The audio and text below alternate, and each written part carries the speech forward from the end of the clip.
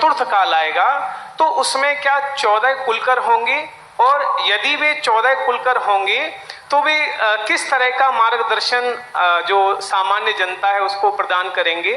और महाराज जी मेरी दूसरी जिज्ञासा है जी महाराज। पूज्यवर नमी चंद महाराज ने त्रिलोक सार में, पूज्यवर यति वसव महाराज ने त्रिलोक परिणति में, दोनों आचार्यों ने 14 कुलकरों की व्यवस्था उस सर्पुणी काल के पंचम काल में की। पंचम काल का एक बहुभाग निकल जाने के बाद फिर अंतराल दिया उन्होंने, एक एक कुलकर होंगे, वो कुलकर सारी सृष्टि की व्यवस्था बनाएंगे। बस इतना ही उल्लेख मिला है। अब इसके बाद प्रश्न ये उठते हैं कि मुनि धर्म का प्रचार कौन करेगा। इस पंचम काल में तो मुनि हैं, उस पंचम काल में मुनि रहेंगे या नहीं रहेंगे, रहेंगे तो उसका उपदेश कौन देगा। इस संबंध में आगम मौन है। पर आगम ने यह भी नहीं कहा कि उस सर्पुणी काल में मुनि महाराज नहीं रहेंगे, मंदिर नहीं रहेंगे, पूजा पाठ नहीं रहेगी। ये भी उल्लेख निषेधात्मक नहीं है। और ये भी नहीं है कि इसका विधि विधान कौन करेगा। यहाँ तो हमें तीर्थंकरों की परंपरा मिल गई, उधर तो है नहीं छठा काल आने के बाद। तो इस संबंध में बस यही है कि 14 कुलकर पंचम काल में होंगे और वो सारी इस व्यवस्था को बनाएंगे। ये उल्लेख बर आचार्यों ने किया है। आगे उपदेश का अभाव है, इसलिए अपन नहीं कह सकते कि व्यवस्था कौन बनाएगा।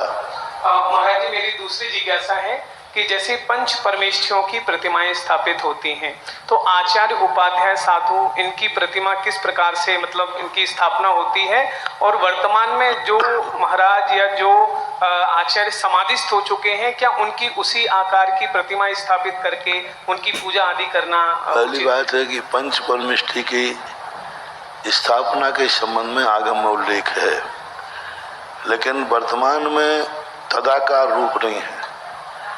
एक मूर्ति का हमारे जन आगम में एक नाप दिया है, चाहे वो गुरु महाराज का हो और चाहे वो महाराजों का हो या भगवान का हो, एक निश्चित नाप है, उसी नाप में ही बैठना चाहिए, ना कि जैसे महाराज हैं वैसे बैठे। उसका निषेध किया कि मुनिराज नाना संस्थान और रूप होते हैं। बुढ़ापे की बनाओगे कि जवानी की बनाओगे, कौन सी बनाओगे? क्योंकि जवानी में अब अपने आचार्य महाराज देख लो, है ना, अपने आचार्य जी को तो हमने सब देखा है, जवानी भी देखी है और अब बुढ़ापा भी देख रहे हैं, अपन कौन सी प्रतिमा बनाएंगे। तो इस स्थिति में तदाकार यानी तद्रूप प्रतिमा नहीं बनना चाहिए। सामान्य रूप से जैसे भगवान की होती है उनके साथ पिछी कमंडल रख दीजिए, बस एक। और जिनके नाम वर्तमान में प्रचलित होते हैं तुरंत के तो उनकी मूर्ति नहीं बनना चाहिए। जो बहुत प्राग हो गए हैं, जिनको लोग मूल स्वरूप को जो भूल गए, मूल आकर जैसे भद्रबाहु स्वामी का है। अब भद्रबाहु स्वामी की अपन को कोई शक्ल याद है तो अब उनकी अपन भगवान के समान मूर्ति बना देंगे, पीछे कमंड रख देंगे, भद्रबाहु लिख सकते हैं। पंच भद्रबाहु की मूर्ति ललितपुर के अंदर अटा मंदिर में विराजमान की, हमारे सामने चर्चा आई तो हमने कहा जो भगवान की है पीछे कमंडल रख दीजिए। दूसरी बात, हमने पूज्य ज्ञान सागर महाराज की मूर्ति बैठाने का भाव किया था नसीराबाद में समाधि स्थल पर कि आचार्य ज्ञान सागर का समाधि है तो वहाँ बैठा ली जाए। पूज्य गुरुदेव से आचार्य से चर्चा की, आचार्य से कहा नहीं, उस रूप में आप उनके आकार के रूप में मूर्ति नहीं बैठा सकते।